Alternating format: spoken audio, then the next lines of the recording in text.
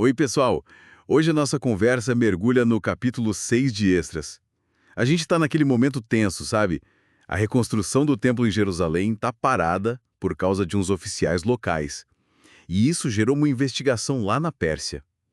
Aí tudo começa com o rei Dario mandando procurar nos arquivos reais, na Babilônia, se tinha alguma autorização para essa obra. E o resultado dessa busca, olha, é surpreendente. Acharam um rolo sim, mas não na Babilônia. Foi em Ecbátana, lá na Média. E nesse rolo, o que tinha? O memorando original do rei Ciro sobre o templo. Que reviravolta, hein? E esse papel, esse memorando do Ciro, era bem claro, né? Primeiro, sinal verde para reconstruir o templo, para ser um lugar de sacrifícios. Segundo, ele definia, até as medidas. 90 côvados de altura, 90 de largura, isso dá uns 40 metros, né? Uma medida da época. E os materiais. 3 fileiras de pedras grandes, uma de madeira, e tem mais. Determinava que os custos iam sair, olha só, do tesouro real. E ainda mandava devolver todos aqueles objetos de ouro e prata que o Nabucodonosor tinha levado. Não era só um papel velho. Era a prova, assim, a prova legal que os judeus precisavam desesperadamente. Exato. Validou completamente o que eles estavam fazendo perante o Império Persa, sabe? Resolveu de vez aquela disputa com os oficiais que estavam, bom, atrapalhando tudo. Ter esse registro físico de um decreto anterior, isso mudou o jogo. Confirmou que o projeto era legítimo. Mas me diz uma coisa, era comum esse nível de detalhe? Assim, um decreto persa para um templo que nem era deles, de um povo conquistado? Olha, é um ponto bem interessante. Isso talvez mostre um pouco da política persa, né? Eles talvez buscassem manter a estabilidade nas províncias, respeitando e até apoiando as práticas religiosas locais. Especialmente quando já existia um precedente, como esse decreto do Ciro. Era, de certa forma, um jeito de ganhar a lealdade do pessoal, né? Ah, sim, faz sentido. Uma estratégia inteligente. E com essa prova na mão, o Dário não perdeu tempo. Ele baixa um novo decreto e esse é ainda mais forte. Manda direto para o Tatenai, o governador local, e para os colegas dele. Fiquem longe da obra. Não atrapalhem. E aqui a coisa fica, assim, realmente séria.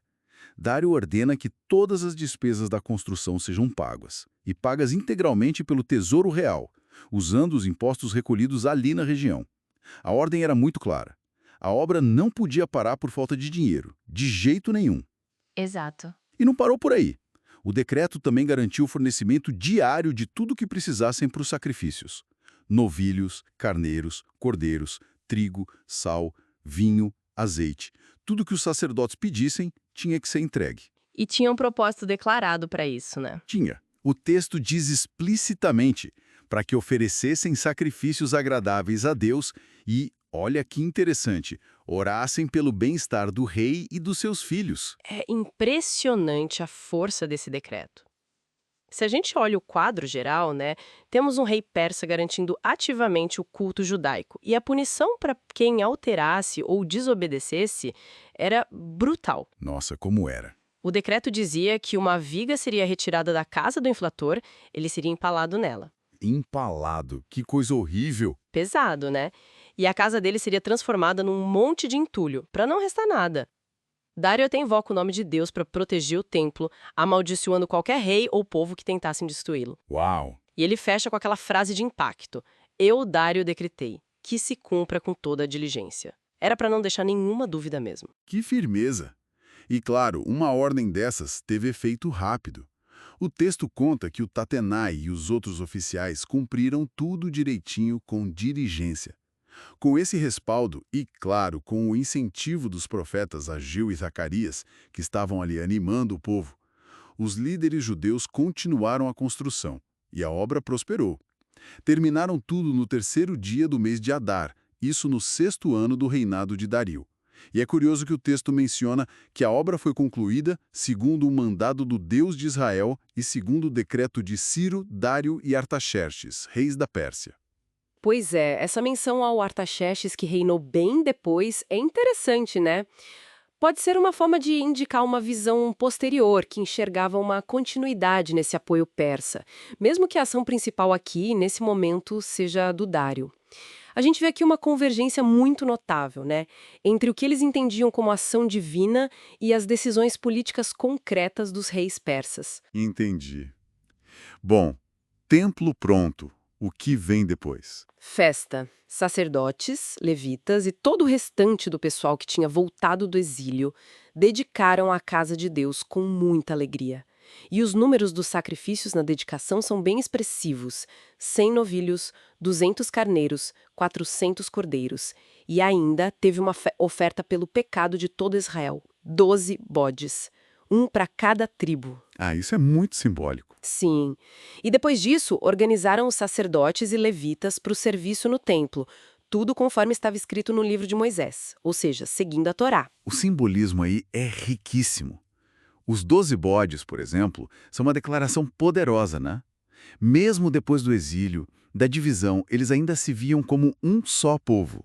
Israel unido. Representando todas as tribos ali. Verdade. E a organização do culto segundo a lei mosaica sinalizava claramente a restauração da ordem religiosa que eles tanto queriam. E a alegria, claro, era a resposta natural à conclusão de algo tão central para a identidade e para a fé deles. E logo em seguida, mais celebração. Celebraram a Páscoa e a festa dos pães asmos por 7 dias. E participaram não só os exilados que voltaram, mas também o texto fala de pessoas da terra, que tinham se separado das práticas dos gentios, das práticas pagãs, para buscar a Deus junto com eles. Ah, que interessante essa inclusão. Sim, os sacerdotes e levitas se purificaram cerimonialmente, tudo certinho. E o texto reforça, celebraram com alegria. O motivo dessa alegria toda? Porque Deus tinha mudado o coração do rei da Assíria para ajudá-los na obra. Peraí, rei da Assíria? O Dário não era persa? Essa referência é curiosa. Provavelmente rei da Síria aqui é usado como um título meio genérico para o poder dominante daquela região. A Pérsia tinha sucedido impérios anteriores como o assírio e o babilônico, né? Então talvez seja uma forma de se referir ao grande poder imperial da época. Ou quem sabe para enfatizar a grandeza da mudança. Até mesmo o poder que antes oprimia, simbolizado pela Síria, agora estava ajudando. Entendi. Faz sentido? Isso acaba reforçando um tema central que a gente vê em Esdras e Neemias. Deus agindo na história, muitas vezes através de governantes estrangeiros, para cumprir seus propósitos e restaurar seu povo e seu culto. Uma dinâmica complexa mesmo. Exato. E isso talvez nos leve a uma reflexão final.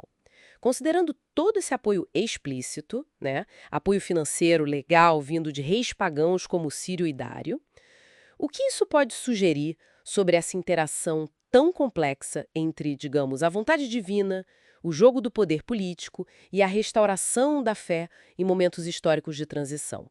E mais ainda, como será que as pessoas comuns daquela época, os judeus que estavam ali reconstruindo o templo e a vida, como eles navegavam sua identidade e sua fé vivendo sob essas circunstâncias tão particulares, com reis estrangeiros bancando o seu templo?